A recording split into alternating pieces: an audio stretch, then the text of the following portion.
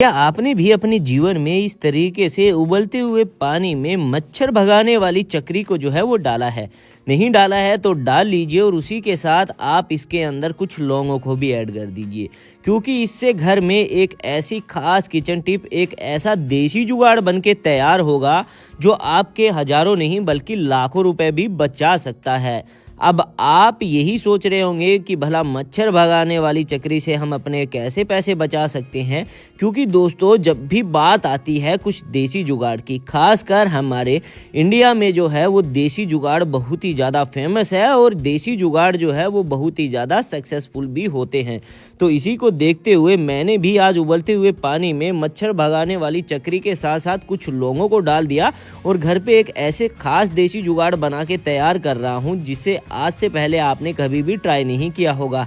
इसी के साथ आपको इसके अंदर 1 चम्मच नमक को भी ऐड कर देना होगा और इसको भी आपको अच्छे से मिक्स कर लेना होगा। लेकिन आगे की जानकारी मैं आपको दूं उससे पहले मैं आपसे एक छोटी सी रिक्वेस्ट गुजारिश करना चाहूँगा कि आप हमारा यह प्यारा सा वीडियो देश के कौन से कोने से देख रहे हैं, कमेंट बॉक्स में कमेंट करके ज़रूर बताएं, ताकि आगे आने वाली वीडियो में मैं आपको थैंक्स कर सकूं। हमारी पिछली वीडियो का थैंक जाता है नरेंद्र जी को पंजाब से, जेम्स जी को जाता है न्यूजीलैंड से, ममता जी को जाता है कानपुर से और महेश्वरी जी को जाता है गुजरात से। तो आप देख सकते हैं इसके बाद हमें इसके अंदर कुछ कपूर को भी ऐड करना होगा। कपूर को ऐड करने के बाद हमें इसको अच्छे से मिक्स करना होगा और घर पे एक ऐसी खास किचन टिप बन के तैयार हो जाएगी जो आपको मार्केट में हजारों रुपए में भी आपको नहीं मिलेगी, क्योंकि एक ऐसी खास देसी जुगाड़ आपको सिर्फ यहीं पर देखने को मिलेगा और ये देसी जुगाड़ आपके लाखों रुपए भी बचाएगा।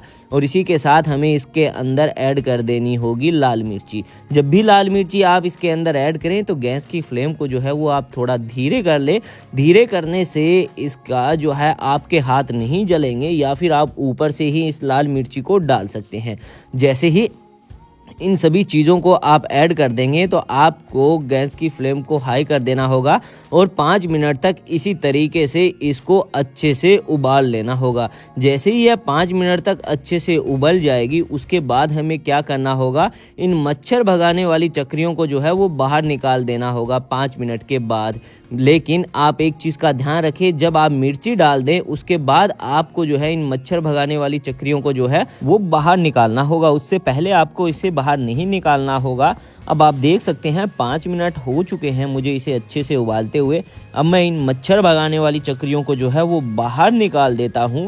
और ये जो टिप है दोस्तों आपको जो है वो हर मौसम में काम आएगी, चाहे गर्मी का मौसम हो, चाहे बारिश का मौसम हो, चाहे ठंडी का मौसम हो, हर मौसम में ये काम आएगी। अब आप सोच रहे होंगे कि भला ऐसी कौन सी टिप है जो हमें इन तीनों मौसम में काम आएगी।